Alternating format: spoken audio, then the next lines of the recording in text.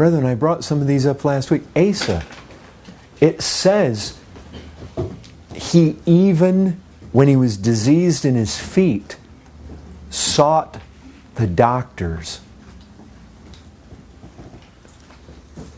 not the Lord.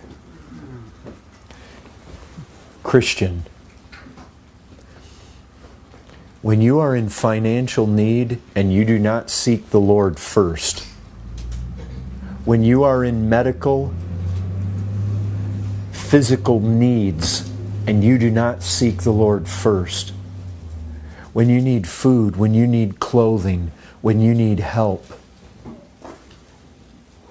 when you need a home, when you need a church, when you need understanding, when you need humility, when you need, brethren, whatever it is, if you are not seeking God first, it is proud, it is relying on the arm of the flesh, and God hates it.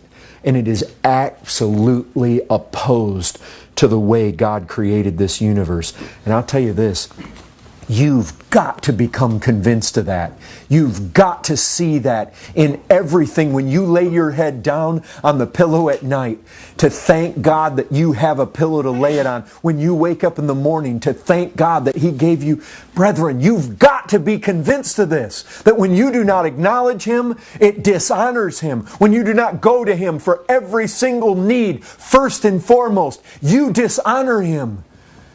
Brethren, man is so arrogant, he is so proud, and he is so independent. And you've got to see it in yourself. If you're going to do battle with it, you've got to see it, brethren, for what it is. You've got to see that your independence. God did not make man to run around and boast in his own gifts or boast in anything he has.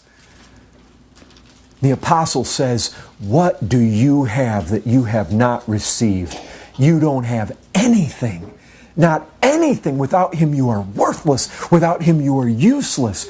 Brethren, live in the light of that. That is a first and foremost fundamental principle. If you're going to do battle against these fleshly passions, and one of those passions, brethren, is self-exaltation. It is a desire in you to set yourself forth, to posture yourself, to position yourself, to look as though you are something, and to take credit for it. Brethren, that's innate in us as natural men. And God help us, we are not natural men anymore. We live in the power of another, the power of the Almighty. And brethren, you've got to do battle right there. You've got to do battle with this. Brethren, let this truth ring in your heads. It's not just that when you don't honor Him, that He withholds this stream of grace. The Scripture says very plainly, He opposes the proud. Brethren, I'll remind you, 1 Peter 5, He's dealing with people in the church. He's dealing with Christians when He said God opposes the proud. Can I tell you something? There are examples in the Scriptures where God doesn't just oppose the lost proud. He opposes the saved proud. You say, can that be? Can there be saved proud? Brethren, that's what Hezekiah did. That's what Asa did. When James and John were wanting to sit on the right and left hand of Christ, that's what they were doing. When they were arguing about who was going to be the greatest, that's what was happening. And that same Peter, who was one of those arguing, would later come along and say, God opposes the proud. Listen, Peter was pretty haughty. Even if all others deny you, I will not. God let him fall square on his face. He let the devil have his way with Peter in a way that the devil had to ask for special permission. Brethren, when God sets Himself against you to oppose you, watch out, because you will be opposed. So be careful. We've got to be convinced of these things. Brethren, there's two... you've got to be convinced you need this.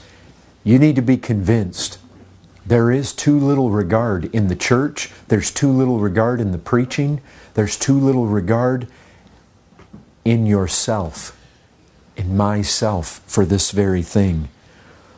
The call to humility, I'm afraid, has indeed been too little regarded in the church.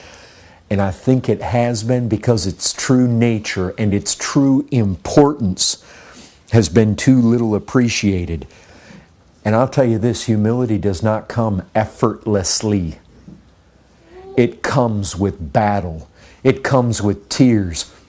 Brethren, it's like everything else in the spiritual realm. It comes through desire. It comes through earnestness. It comes through being persuaded. I need that. It comes through making it one of the chief things you are battering, that battering ram of prayer against the heavens for. Father, give this to me. Give it to me. You tell me that you will conform me to the image of Christ. Give me humility. I see it as a good thing. Clothe yourself with humility, the apostle said. In another place, he said that he urged us, he encouraged us, he exhorted us to walk in a manner worthy of our calling with all humility and gentleness. With all humility, brethren. We've got to be desperate for this. We've got to go after it. We've got to be earnest for it. You pray for it like your soul depends on it, because it does.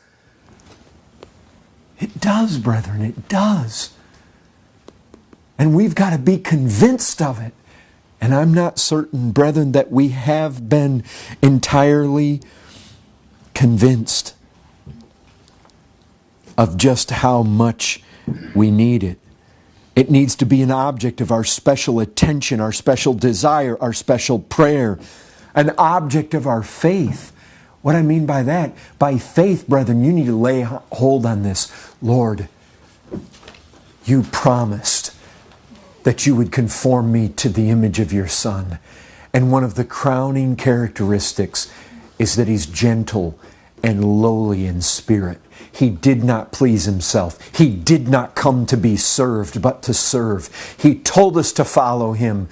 Lord, please, give us this. You told us that if we would cry out to you, you would not withhold any good thing from us. You told us if we then, being evil, know how to give good gifts to our children, that how much more would you give every good thing to us that ask? Lord, please, we're asking for this thing. We believe it to be good. We believe it, Lord.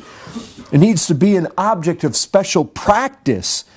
We must strategize in pursuit of humility. Jesus said, "Learn of me."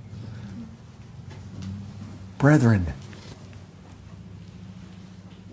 so many of you young people, you were recently in school or you're now in school. Think about your hardest subject. Did it come easy? You had to learn. You had to study. Brethren, I can tell you this. As I was telling some of the folks down in Laredo on Sunday, I went through 4 levels of calculus. Brethren, you don't learn 4 levels of calculus effortlessly.